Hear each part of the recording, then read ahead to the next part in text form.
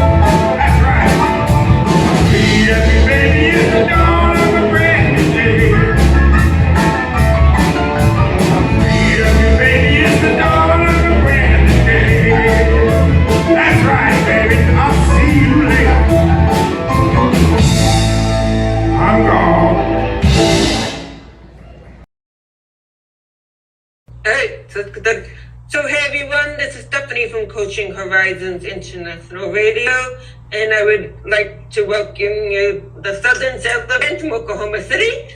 Would you guys like to tell your story and about your music? Yeah, absolutely. So I'm Tom Chittister. I play rhythm guitar and sing, and I joined up with the rhythm section, myself and Barry Dunn and John Guadalupe back in 2019. And we've been playing around bars and other venues in central Oklahoma ever since then, with a few interruptions from the pandemic. Barry, tell them about yourself. Myself, huh? Well, I started playing saxophone in 7th grade. And that went kind of fun. Then the family moved to Kansas City, and we moved from there to Iowa, and from there to Philadelphia, and played around there. I was playing saxophone in my stepfather's blues band, That was pretty weird, playing that and going to high school at the same time. So you started the Southern Sailor Band. You're the only remaining original musician. When did you start the Southern Sailor Band? Oh God, that was like 80, 81, 82, 82, I think. Anyway, that's one of the few advertisements from the newspaper that's still around. That was in 82. That was pretty early in the deal because it still had a 4-piece. So, yeah. And I think, as far as I know, I'm the only one still left alive. That surprises the heck out of me. And we appreciate that because you play a wonderful bass and you write almost half of the songs half of the original songs that we play. Uh-oh. Go ahead, What Seth. happened? And then Mitch, are you still there? I am still here. There he is. Hey, man, that's the man of leisure. So Mitch, So me, I grew up in a musical family, played at church every Sunday, and we had a little family band I played in. And when I moved to Oklahoma to work as an engineer in power plants, I really didn't have time to play. And then when I got old enough when I got 30 years in, I just decided I'd start playing somewhere. I ran into Tom playing at JJ's Alley. So we go play at JJ's on Friday night or Monday night. And Tom called me one day when Barry was sick. I think Barry had been in the hospital and said, "We need a bass guitar player." And I said, "Yeah, I'll play bass for you. That'd be fun." So I played bass guitar one day when Barry was out sick. I didn't do a very good job, but we got it done. Then after that, I said, it's a lot easier to play that bass guitar on the keyboard, and then I can do some other stuff too. Because I about ruined my fingers playing bass guitar because I hadn't played it for a long time.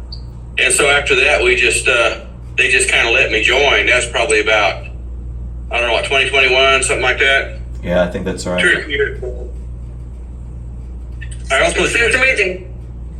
joined a group in Norman called the Songwriters Association in Norman. So that kind of motivated me to write songs. Most of my songs are not very good, but they're still a lot of fun. It's fun to write songs, and I've got 2 songs in this album, so I don't have the quantity of songs that Barry and Tom put out, but I'm pretty proud of my 2 little songs that are on this album. One's Party, and the other one is my CPAP machine song. So I guess I do the corny songs. Yeah, so you mentioned the new album, Steph. The new album just went to the distribution service to Songcast over the weekend, so we expect it to be out on all the streaming services here in the next week or two. The album's called Self-Inflicted Blues, and Mitch wrote 2 songs on it. Barry wrote almost all of the blues songs and 1 country song on it. And I wrote a mix of stuff. I think as a band we really play rock and blues and alternative and country, and I think I wrote one of everything for this album. So it's 15 songs that are coming out in the next week or two. We had a previous album out called Chasing Our Demons. We put that out 2 years ago, so that would have been in 2022. And it's out there on all the streaming services already, so if your viewers want to pick that up, they can certainly do that. But yeah, the 3 of us are the principal songwriters in the band. What is your creative process when you write your music? I'll bet every one of us has a different answer to that. I mean, I will tell you that for me, it's almost always a situation I encounter. Something will happen. I will run into somebody, I will meet somebody, heck, I'll break up with somebody. And there'll be something poignant in that situation, and there'll be a line that comes out of it, and I'll write down that line. And then I'll stew on it for a few weeks, and then the next thing I know, I have the lyrics. And then for me, it turns into writing the chord progressions that go with those lyrics. And so by the time I get to the band, I have a chord progression, I have the lyrics for the verses, the chorus, and a bridge. And I tend to write simply, and then the band just takes it all over the place. And I think that's one of the really cool things for me about being in this band. The band takes my simple stuff and makes it much more artistic, and I appreciate that. But that's my process. Barry, what's your process? I can only imagine, brother. Well, back in the old days, my process usually was sitting around with a bunch of beers and a bunch of characters and just making stuff up as we went along. And that morphed into, I opened that studio up back in, I guess it was 2014. And heck, I was just in there, just anybody that showed up, we just make songs up right then and there. And some of them turned out pretty good, and they're on this next album, and some of them, Cottonelle. didn't work out, huh? So not here anymore. All right. Other than that, it's like getting stuck in a car in Ardmore and Phoenix Station with a blown up engine with everything I own in it. And sitting there waiting for somebody to come pick me up for about 3 hours. That's the song Texas Exodus that's on the first album. Well, that one started out as the most narfus, low energy country western song you ever heard in your life. Because that's about all I could do on a guitar was play. And it still is. I just do stick figures. And over the years, that song made it. Jesus, that was in '79. Old song. But it's a real rocker now when the band plays it. Oh yeah, it changed. Thanks. Bill Holloway, bless his old soul. That guy came up with the intro for that song. Okay. And he completely changed the whole feel of it. Okay, Mitch. That Now, was a guitar player, by the way. yeah, we lost Bill. It's been 2 years ago now. We did at least get to play his funeral, and that was cool. I'm sorry to hear about that. Yeah. I mean, the rough part is we've now lost 3 of the people that we used to play with, or that played lead guitar for us, are gone, and that's unfortunate. We miss them. But we got Ed with us now. He's doing great. Mitch, And he's in the hospital. that's right. He is. He's recovering, but it's surgery, but it's not it's not life threatening. So that's good. That's what they all say. Hey, Mitch, how did you go about writing the 2 songs that are on the album? Well, what I did is I tried to think of a topic I'd like to write a song about. And then once I had a topic, then I just thought of all the songs I knew. What is this? I guess you'd say pistache or whatever you call that. What kind of style would I like to have it in? And I'd find another song in that same style and maybe steal the chord structure from that song. So that's what I've done. More or less, I'll steal some other song, the chord structure, and maybe some of the melody, but I'll put together all the different words and all together different rhyming for the story I want to tell or the topic I want to talk about. And, I started doing that, cheating like that. I'm an engineer. As an engineer, we never design anything. We always take somebody else's design and use it. If we design something ourselves, it'll probably break.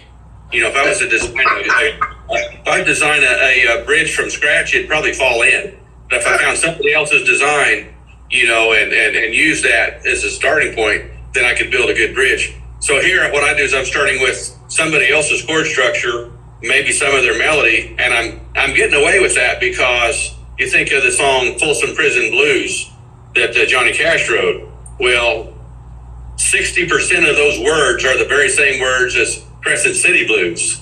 Crescent City Blues was actually popular at the time. And so he paid in 1968 or so $175,000 to the writers of Crescent City Blues. So I'm kind of walking away from the viewpoint that there's probably not a lot of melodies, not a lot of chord progressions that have not already been used. Find one that fits for what I want to do, the feel of the song I want, the emotion of the song, and I'll steal somebody else's. Otherwise, lots of songs get written in there in 12-bar blues or 8-bar blues. Hey, you're doing the same thing. You're just writing new words to, an existing blues structure.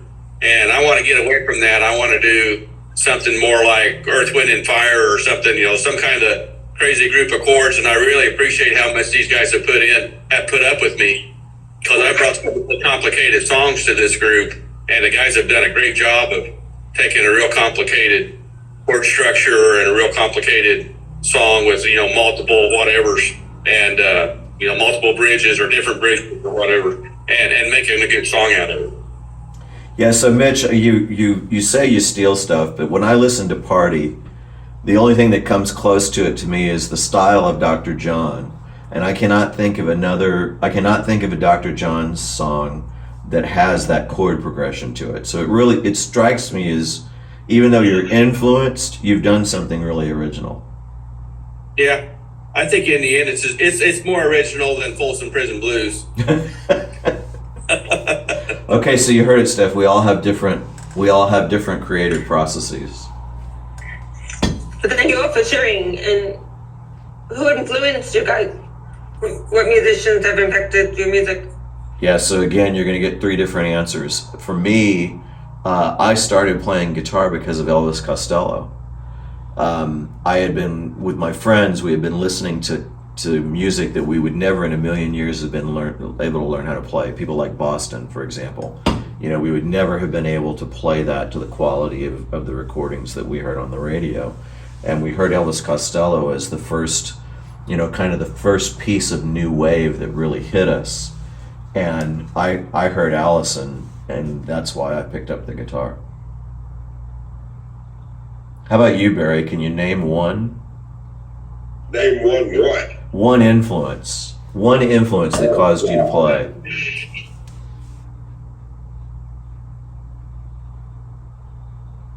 Jack Cassidy and LSD. That's it. Okay. And I don't even know Jack Cassidy, so give me a context.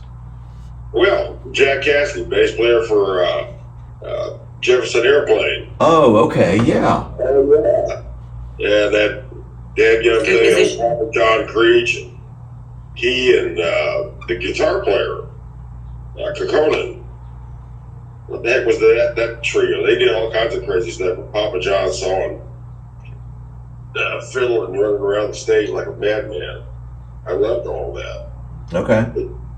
Now, John Cassidy had that free style that I like. Just get in the groove and make it happen. Create the big ball, but just don't pop it. Now, if our drummer were on, he would just simply say the Beatles. That was John's big reason for learning to play the drums, was hearing the Beatles. How about you, Mitch? Well, I played in jazz bands in high school and in college, and big band, and Dixieland band. I just played in a whole lot of structured bands, in high school and college. And then I played some bluegrass for a while. I learned banjo and mandolin and fiddle. And then, but I guess I don't have the rock background of these guys. I never listened to a lot of that stuff. I listened to mostly Waylon and Willie, and and then some bluegrass and a lot of gospel music, Floyd Kramer and some other pianists, even Dr. John a little bit, and some of those blues folks, and blues and jazz. I played a lot of jazz in college and high school. Then once I became a worker person, I worked about 30 years, and I really didn't listen to music a lot and didn't play music a lot. So all my working years, I really didn't develop a whole lot. Okay, if I had a favorite person, probably Ricky Skaggs. Yeah, Okay. I can go with that. Okay. We don't play any Ricky Skaggs songs. We may have to add that to the list. Back to you, Steph. Thank you, guys. Thank you. So, what challenges have you faced as a band? Well, it's a mix of things. I would say the biggest challenge right now is finding the gigs. There's live music has really been challenged a lot since the pandemic, and so there's fewer places to play. We've gotten into a lot of them, we had a great summer last year. I think we had 14 shows over a 4-month period. We've been playing the VFW on South Bend here. We just played Everyman in Stillwater, a couple of shows there. But yeah, we're working around and struggling to find the venues that are available to play. Thank you. And what do you wish you had known when you first were starting out? Oh, wow. I wish I had known more music theory, because I wouldn't have struggled to write as much as I did. How about you, Barry? I would want to know what I know now. That would be a good place to start. Yeah. If I know what I know now then, we might be having this conversation in an entirely different place. I mean, that's really the truth. Yeah, so you won't brag. But I'll tell you what. But hey, it always ends up good no matter what. Hey man, millions of people do this stuff, and it's kind of like the old adage, 10,000 comedians out of work and I'm trying to be funny. Yeah, that's kind of the story of our life. I mean, we're just players. If it happens, it happens. Who the hell is beating on my damn door? Uh-oh.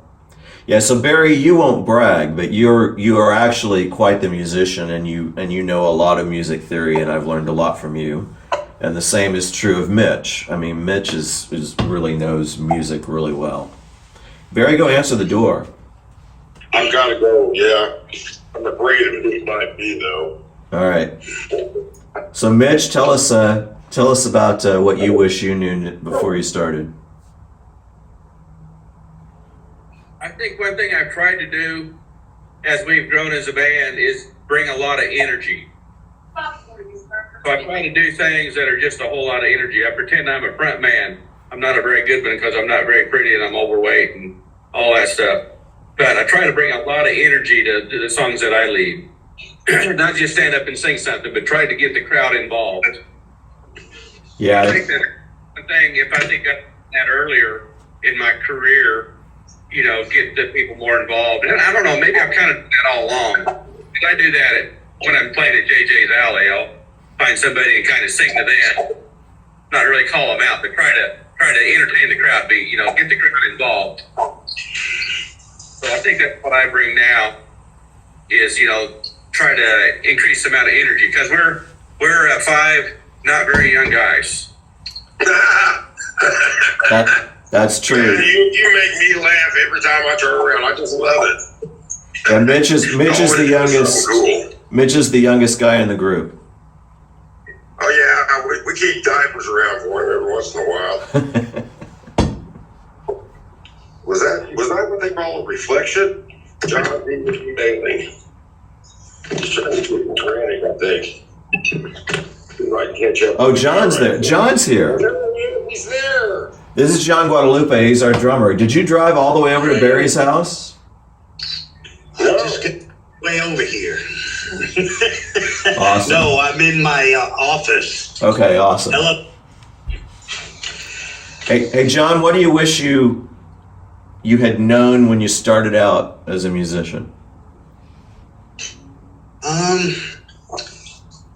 I wish I kept following up with reading music and learning how to sing. I just do very little vocals and backup, and but just mainly stuck with the drumming part of the business. So doing well. Thanks, John. Back to you, Steph. Can you hear me? We can. Okay, I wasn't sure. Thank you. Thank you, guys. So what has been your biggest accomplishment as a band so far? All the songs that the guys are writing, I don't write any songs. I just keep time for the boys, and we get along pretty well. So we got 5 people in the band, and it's pretty interesting keeping everybody together. So music-wise.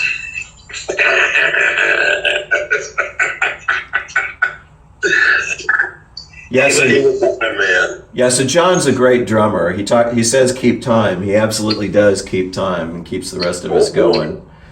He made fun of his own singing, but I don't think I would do that. For the most part he'll sing covers. We've got several different ones, and that's one of the cool things about this band is that everybody does sing. So we've always got a few songs for John. We got a couple of songs for Ed. Mitch brings, I think we divide the rest of them by three: Mitch and me and Barry, and it seems to work really well when we get in front of a crowd. It works. Trouble is finding the venues and getting the crowds, but we're working it.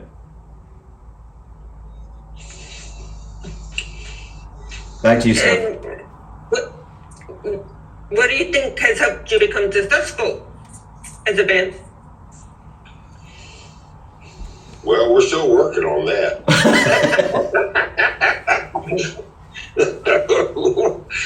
But one thing, the biggest success of this band is keeping everybody in the same place. It's not easy to keep even 3 people together for a long time, much less 5, especially when everyone is insane as me. And that's scary.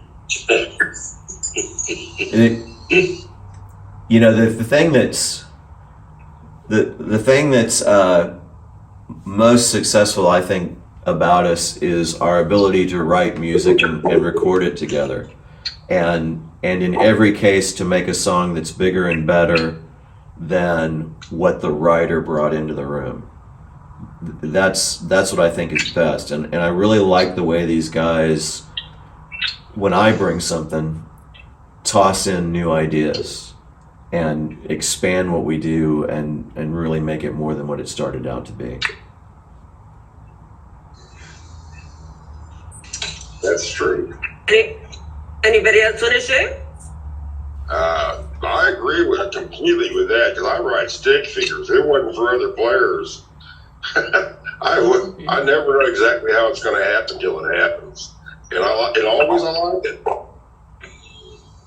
Well, if you listen to our album, there's you go, oh, that's what these guys are playing. Then all of a sudden there's another song from Mitch or from Tom or Barry, and they go, oh, they're going that way on this song. And we've got so many different ideas that go into the songs, and you would think that there's 10 different bands on the album because none of the songs are basically the same. So it's all different. It's a good mixture, and these guys write really good songs, so I'm enjoying playing with them, and we want to keep it going as long as we can and get some shows going. So I think versatility has been a big advantage for us. Early on we had a wedding to play, and they said they wanted some dance songs. So we said, well, what dance songs do we want to do? So we grabbed a bunch of disco songs, and now like 3 or 4 of those disco songs stay in our set every time. So we're a bunch of crazy guys that'll go play some disco. So we've got a really wide range of types of songs that we'll do in a show. So we ought to have something for nearly everybody. So everybody should be able to say, I like that song, even though it won't be the same song. yeah. I like that. Thank you. Well, you mentioned the album. What else is coming up for you in the future? So we're about to start pounding the pavement to really pull together the new gigs. That's what we're working right now. We've been talking with a guy here locally who owns Danny's Blues Saloon, which is in Crescent, and he's waiting to get his license back. And if he gets his license back, he gave it up during the pandemic. If he gets his license back here before the summer starts, he wants us to come up there and be the house band. And if that comes together, that's going to be awesome. If it doesn't come together here in the next week or so, we're really going to start pounding the pavement, going to all the clubs around, giving them copies of the new album, giving them some illustrations of the covers that we do. We've got a number of different videos that we put together that illustrate that, and work to get some gigs. So that's our next thing. I mean, we literally just put an album in the can, so I don't know about what the other guys are going to say, but I'm exhausted of recording and mastering songs, and I need to stop doing that for about a year, and then we'll come back to it. He's been doing all the work, so. Yeah, that is absolutely not true at all. I mean, I set up the recording equipment with you guys. You do all the work, and then I bring it back and I master it, and then you tell me what I did wrong, and I remaster it. But that's not me doing all the work. So we've been basically waiting to pull some gigs out because of the house job. So, and that's not working out. We're going to give him another week or two, and if it doesn't pan out, we're going to start hitting the streets and get shows lined up for this summer. So before it's too late. Right. Yeah. And there's so many bands out in Oklahoma City here that are trying to get into these clubs, and they're only doing them on the weekends. They do a lot of open mic nights also, and that hurts bands because, they're getting all these talented musicians for free. One guy makes some money for the night, but it just takes away from the group itself. So. Yeah. So we're about to run out of time on this meeting. Do you want us to renew the next meeting, Steph, or do you have some words you want to say to wrap this up? We can finish if you want. I have a couple more questions for you. Go ahead. Okay. So, one final question, and is there anything else you would like to add, or any advice you would like to give to emerging musicians?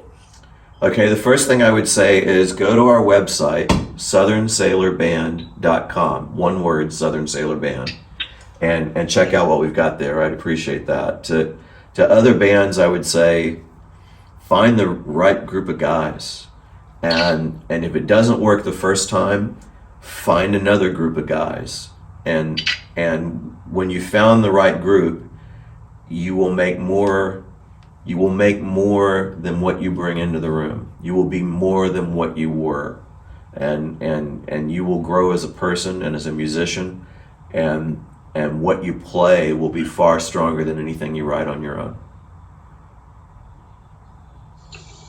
Oh, wow. Thank you. So thank you guys so much for being here. As for everyone, the interview will be on the radio station tomorrow morning at 10 a.m. PST. It'll also be on Facebook, LinkedIn, Instagram, and I'll also send it out through email newsletter. I hope everybody has a wonderful day, and we will speak to you soon. This is an original song that goes out to a young woman who was working behind the counter of a convenience store in a small town. It goes something like this.